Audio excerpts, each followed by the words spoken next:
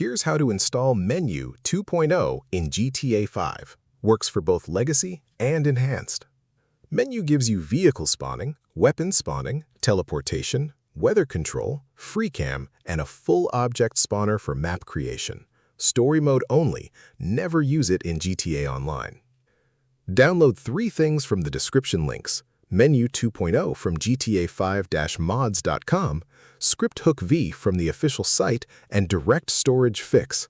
Also download OpenIV ASI for Legacy or OpenRPF for Enhanced if you want the object spawner.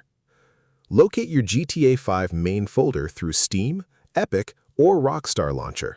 Extract all downloaded zip files. From Script Hook V's bin folder, copy xinput.dll, scripthookv.dll, and dinput8.dll to your GTA 5 folder. From Direct Storage Fix, copy the ASI file. From the Menyoo folder, copy menyoo.asi, Menyoo stuff folder, and menyoolog.txt.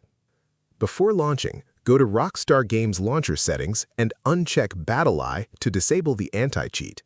This prevents getting flagged if you accidentally connect online with mods installed.